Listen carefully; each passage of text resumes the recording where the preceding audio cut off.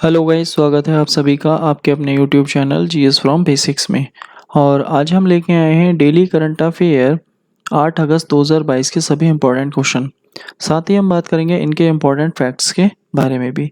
तो चलिए गाइस, शुरू करते हैं हमारी आज की वीडियो। तो आज का हमारा पहला क्वेश्चन है, फर्स्ट क्वेश्चन, 4 अगस्त 2022 को किस विभाग ने नशे से आज़ादी राष्ट्रीय युवा और विद्यार्थी संवाद कार्यक्रम का आयोजन किया है? तो किसने किया है ये किया है सामाजिक न्याय और अधिकारिता विभाग। ऑप्शन डी इसका राइट आंसर है। और इसके मंत्री हैं वीरेंद्र कुमार।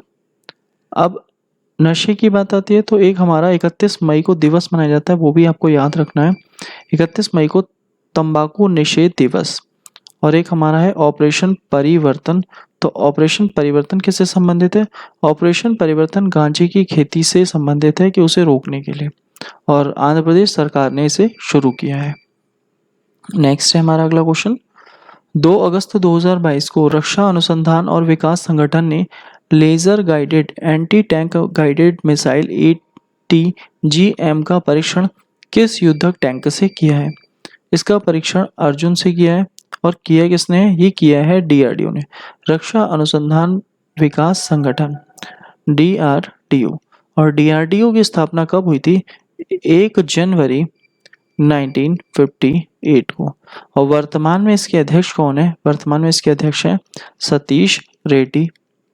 और इसका मुख्यालय कहाँ है? तो इसका मुख्यालय नई दिल्ली में।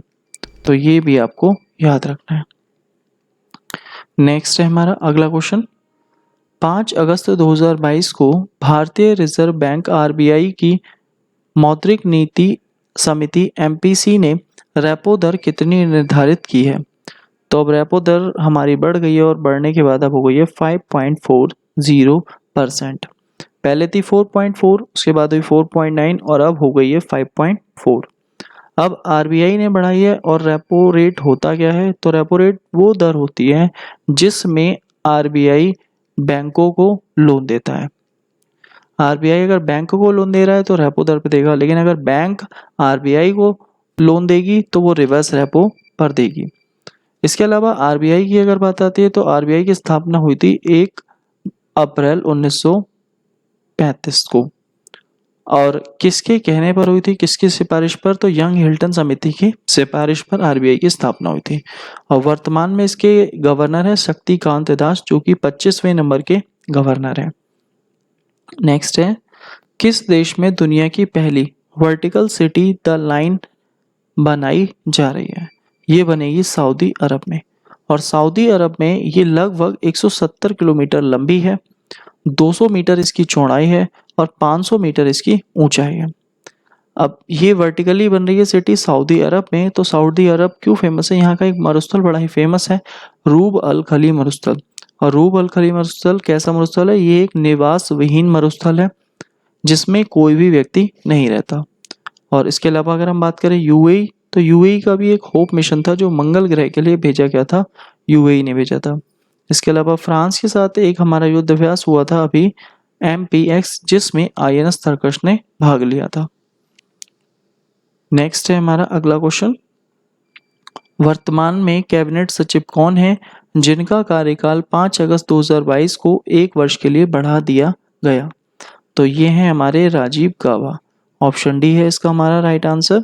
तो राजीव गाबा का जो कार्यकाल है वो 1 वर्ष के लिए बढ़ा दिया गया है।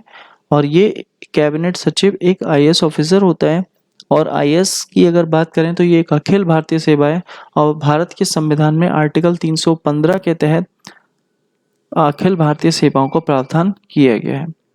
नेक्स्ट है अगला क्वेश्चन, 4 अगस्त 2022 को किस देश ने चंद्रमा के लिए अपना पहला अंतरिक्ष यान दानूरी लॉन्च किया है?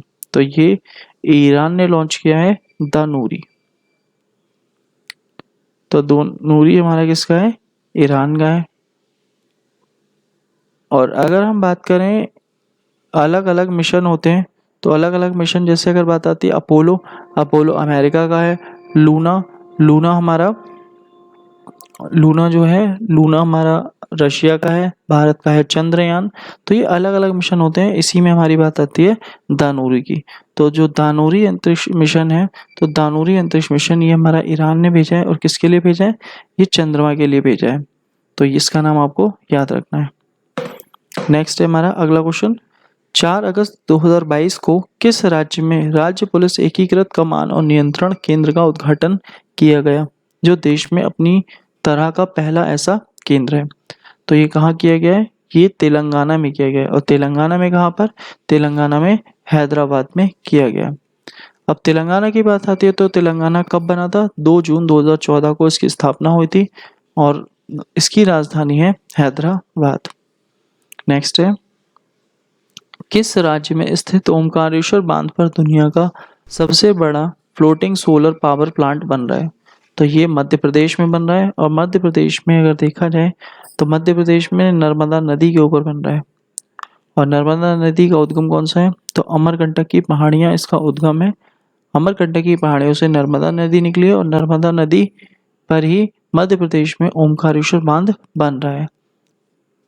नेक्स्ट है हमारा अगला क्वेश्चन, अगस्त 2022 में कौन विश्व अंडर 20 एथलेटिक्स चैंपियनशिप में 2 मेडल जीतने वाली पहली भारतीय महिला बन गई है। तो ये बनी है रूपल चौधरी। तो ये मेरठ की रहने वाली है, और मेरठ उत्तर प्रदेश में स्पोर्ट्स के लिए सबसे ज़्यादा फेमस है। और रूपल चौधरी ने 2 मेडल जीते हैं, और कहाँ, विश्व अंडर 20 एथलेटिक्स चैंपियनशिप में। और ये प्रतियोगिता हो कहाँ रही है, ये प्रतियोगिता कोलंबिया में हो रही है। और कोलंबिया में जो घास के मैदान पाए जाते हैं वो है हमारे लानोस। तो लानोस घास के मैदान कहाँ मिलते हैं, हमारे कोलंबिया में। नेक्स्ट है, बर्मिंघम राष्ट्रमंडल खेल 2022 में भारतीय पैरालिफ्टर सुधीर ने कौन सा पदक जीता है। तो सुधीर ने कौन सा पदक जीता है, इन्होंने जीता है हमारा स्वर्ण पदक। तो ऑप्शन ए इसका राइट आंसर है, ऑप्शन ए स्वर्ण पदक। हमारी लास्ट वीडियो का सवाल, ऑनलाइन सरकारी टैक्सी सेवा शुरू करने वाला पहला राज्य कौन सा होगा, तो केरल होगा। नेक्स्ट है हमारा, 2 अगस्त 2022 को किसे प्रधानमंत्री कार्यालय में निदेशक पद पर नियुक्त किया गया। तो इसका आंसर आपको हमारे कमेंट बॉक्स में देना है। साथ ही आज की पीडीएफ फाइल आप हमारे टेलीग्राम ग्रुप, व्हाट्सएप ग्रुप और हमारे डिस्क्रिप्शन बॉक्स में लिंक दिया हुआ है, आप वहां से भी डाउनलोड कर सकते हैं। और गाइस, वीडियो अच्छी लगी हो तो प्लीज़ वीडियो को लाइक करें, शेयर करें और चैनल को सब्सक्राइब करें। Thank you guys.